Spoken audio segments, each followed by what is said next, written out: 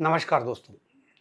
आज हम बात करेंगे इन लोगों के संबंध में जिनको हम बाहरी लोग समझकर कार्य करते हैं। अभी-अभी कुछ समय पहले हमने जो कृषि के संबंध में प्रोसेस शुरू किया, डेयरियों के संबंध में प्रोसेस किया, तब ये लोग भी हमारे संपर्क में आए। इन लोगों का जो बहुत बड़ा ग्रुप होता है, हम लोग सिर्फ़ उनको चरवाहा समझते हैं। मैं भी अभी तक इस दृष्टि से नहीं देखा था। आज पहली बार इस दृष्टि से मैंने देखा और मैंने लगभग 3 मीटिंग इन लोगों की अटेंड किया है। मीटिंग के संबंध में भी आपको जानकारी देंगे, साथ में फ़ोटो भी आपको प्रोवाइड किए जा रहे हैं, फ़ोटो भी आप देखेंगे। उन लोगों से हमारी मुलाकात हुई। उन लोगों के जो मिनिमम 2 या 3 कष्ट है, जिन कष्ट के बारे में हम लोग ने चर्चा की, लेकिन वो चर्चा के साथ-साथ बाकी चीज़ें भी साथ में मिल के आई। कई बार हम देखते हैं चरवाहों को चरवाहा के रूप में देखते हैं और हम ये भी जानते हैं कि ये अधिकतर लोग उनको अवॉइड करते हैं। आज हम यूरिया खाद या दूसरे खाद का ज़्यादा उपयोग करते हैं, जिस पर पैदा होने वाले उत्पादन होने वाली जो अनाज है, वो उसका दुष्प्रभाव ज़्यादा होता है। इस संबंध में हम लोगों ने इस दृष्टि में जब इसको देखा और समझा। वैसे ये चरवाहा हमारे पास आते हैं, हमारे क्षेत्र में घूमते हैं और जिस क्षेत्र में ये चरवाहा रुकते हैं, वहाँ हमारा फसल का मानो चेंज हो जाता है, रूप चेंज हो जाता है, उत्पादन बढ़ जाता है और पृथ्वी का जो है रूप वो भी अच्छा हो जाता है, उपजाऊ हो जाता है और एक बार उनको बिठाने के बाद हम कई 3 साल, 4 साल तक उस खाद का उपयोग करते हैं। लेकिन हमारी जो दृष्टि है, वो बहुत गलत तरीके से उसकी दृष्टि है, इस दृष्टि से हम उनको कभी देखते नहीं हैं। मीटिंग के माध्यम से जो चर्चा हुई, उस माध्यम में हमको समझ में आया कि उनमें जो भी लोग काम कर रहे हैं, वह मामूली लोग नहीं हैं। कोई भी भेड़ चराने वाला व्यक्ति मिनिमम 300 भेड़ से कम का मालिक नहीं है। यानी कि एक भेड़ का जो मूल्य है, वो अगर हम 10,000 रुपए भी मान के चलें, तो वो लगभग प्रत्येक व्यक्ति 3-3 करोड़ रुपए के मालिक हैं। 3-3 करोड़ रुपए की संपत्ति लेके चलते हैं। ये भी देख कर के आया हमने, जब इसमें भागीदारी की, उन लोगों का कष्ट समझ में आया, तो उसमें ये भी समझ में आया कि उनका लगभग 1 साल में 100 करोड़ के भेड़ चोरी होते हैं, जब वो हमारे यहाँ चरवाहा के रूप में आते हैं। जिस जो बहुत बड़ा हानि के रूप में होता है। कई अभी जब इसके रूप शासन की निगाह में या शासन ने उसके ऊपर बिल्कुल संज्ञान नहीं किया, हम लोगों ने या एक वकील साहब है मिस्टर प्रमोद सक्सेना और एक और उनके नेतृत्वकारी है, हम लोगों ने इसके ऊपर सोचा और जब विचार किया और शासन से इसका सहयोग लिया, कई हमने इसमें एफआईआर दर्ज कराई। एफआईआर दर्ज होने के बाद उन लोगों का सहयोग मिला और वो जितनी भेड़ चोरी होती थी, उस भेड़ पर उनको रिविट मतलब भेड़ वापस उनको मिली। साथ में उन लोगों के साथ और भी अन्याय होता है, जैसे वो भेड़ चराने के लिए निकलते हैं, तो एक तो वो आपको खाद के रूप में बहुत बड़ा सोने के रूप में देके जाता है। दूसरा बड़ा सबसे बड़ा हम लोगों को घर बैठे खाद उपलब्ध कराता है, जो कि हम अन्य खाद से नुकसान प्राप्त करते हैं और उनके खाद से हमारा फ़ायदा होता है, पर हमारी दृष्टि उनके प्रति ठीक नहीं होती है। इस वजह से देखा होगा आपने वन विभाग उनको लूटने का काम करता है। कई बार कई जुर्माना करते हैं, बड़े-बड़े प्रकरण रजिस्टर्ड करा देते हैं, कई बार उनको जेल में डाल देते हैं। जबकि शासन के कई ऐसे सर्कुलर निकले हुए, हाई कोर्ट के कई सारे ऐसे ऑर्डर निकले हुए जिसमें लिखा हुआ है कि यह चरवाहा है और चरवाहा को चरवाने का पूरा अधिकार है और वो हर जगह जाकर चरा सकता है, वन विभाग के एरिया में भी जाके वो चरा सकता है। लेकिन जहाँ वन विभाग नया डेवलप करता है, नया एरिया डेवलप करता है, वहाँ पर वो चरवाहा उन पशुओं को चराने के लिए अनुमति नहीं होती है, बाकी हर जगह पे चराने की अनुमति होती है। हम लोग जितनी डेयरीज़ और प्रोजेक्ट हम डाल रहे हैं खेतों में और हम बकरी पालन कर रहे हैं, कई पालन हम लोग कर रहे हैं, ये भाग भी उससे जुड़ा हुआ है। इस बार हमने जब भागीदारी में किया, तो इस योजना में हमारे मध्य प्रदेश में कोई ऐसी योजना नहीं थी, लेकिन राजस्थान व अन्य जगह पर भेड़ पालन के लिए एक बहुत बड़ा स्वरूप और बहुत बड़ा सहयोग दिया जाता है। आपने पहले के जो मुख्यमंत्री माधवराव सिंधिया के सिस्टर्स वो जो मुख्यमंत्री रहे हैं, वसुंधरा राजे मुख्यमंत्री रहे हैं, उनकी भी भेड़ के रूप में कई सारे पशु होते हैं। ये एक तरीके से पशुधन में डेयरी से ज़्यादा माना जाता है। मेरा आप लोगों को समझाने का या आप लोगों को इस वीडियो डालने का सबसे बड़ा कारण रहा है, वो ये है कि आप लोग भी इनके सपोर्ट में आइए। क्योंकि हम लोग कई जगह पर गैस प्लांट लगा रहे हैं, जो गोबर से गैस बनाने का काम कर रहे हैं। घास से गैस बनाने का काम कर रहे हैं। हमने डेयरियों में भी छोटे छोटे गोबर गैस प्लांट लगाए हैं। उन गैस प्लांटों में आज भी कम से कम 20,000 25,000 रुपए की गैस वेस्टेज हो रही है। कारण हम बहुत ज़्यादा उत्पादन नहीं कर पाते, पहला इसका कारण है। सेकंड, कम उत्पादन में हम उनको सप्लाई करने की जो चीज़ें होती है वो हम नहीं कर पाते हैं। तो इस स्थिति के कारण हम लोग गोबर गैस को सही उपयोग मायने में नहीं ले पाते हैं और हमारे पास उतनी गोबर की क्षमता नहीं होती है। लेकिन ये लोग इस संबंध में अगर हम लोगों से जुड़ते हैं तो हमको इसका सपोर्ट बहुत मिलेगा। दूसरा, अभी हम लोगों की प्लानिंग चल रही है। इस प्लानिंग के अंतर्गत ये जितने भी भेड़ चराने वाले हैं इन्हें एक व्यवस्थित कार्ड दिया जाएगा मध्य प्रदेश शासन की तरफ से। इस हेतु प्रकरण दायर किया हुआ है। हाई कोर्ट बहुत जल्दी इसमें निर्णय लेगा और इसमें के पक्ष में ये ऑर्डर्स आएगा।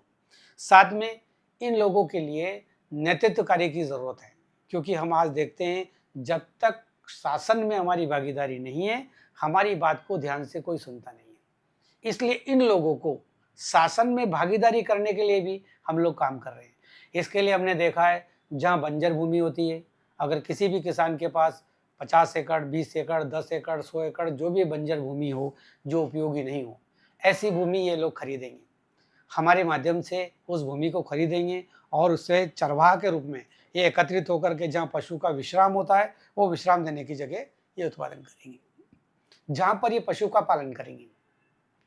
साथ में अगर हमारे दो बाकी लोग हैं, अगर जैसे बकरी पालन कर रहे हैं वो भेड़ पालन भी कर सकता है उनके सपोर्ट में आकर के, क्योंकि भेड़ पालन पर भी सेम सब्सिडी है। पशुपालन में अगर बकरी पालन पे 50% सब्सिडी है तो भेड़ पालन पे भी 50% सब्सिडी है। साथ में हमारा सपोर्ट बहुत बड़ा होता है, इससे जो उत्पादन होने वाला और बहुत सारी चीज़ें जिस पर ये चरवाहा लोग भी ध्यान नहीं दे रहे हैं, उन्हें भी हमने 2-3 मीटिंग के बाद समझाया है कि इसका और भी उपयोग होता है।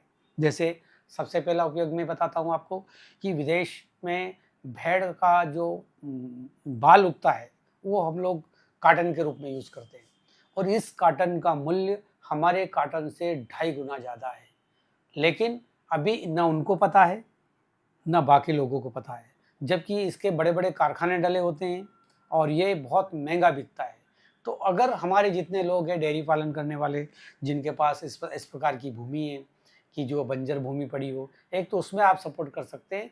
साथ में अगर व्यवसाय के रूप में इनके साथ जुड़ना चाहते हैं तो वह व्यक्ति इनके सबसे बड़ा जो है ये कपास का जो अपन कपास से पैदा करते हैं वो इनके बाल से भी हम पैदा कर सकते हैं और ये बहुत महंगे के रूप में जाता है। आपने एक चीज़ और देखा होगा कि हम बहुत सारे प्रकार के वस्त्र पहनते हैं, कपड़े पहनते हैं।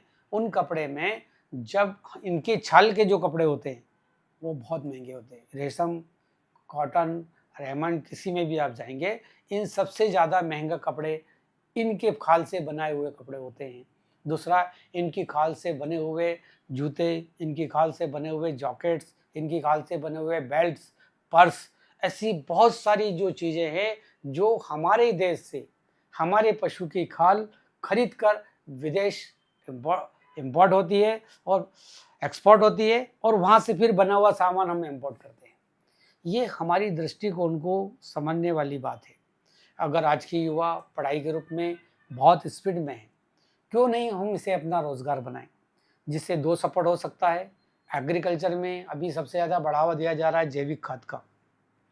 जितनी डेयरी डली है उन्होंने हमने जब गोबर गैस लगाया, गोबर गैस से उपयोग होने के बाद उस खाद को हमने केचुआ डाल करके जैविक खाद के रूप में हमने तैयार किया। हम खाद बनाने का काम कर रहे हैं। अगर हम इन लोगों से जोड़ते हैं तो बना बनाया खाद उत्पन्न होता है।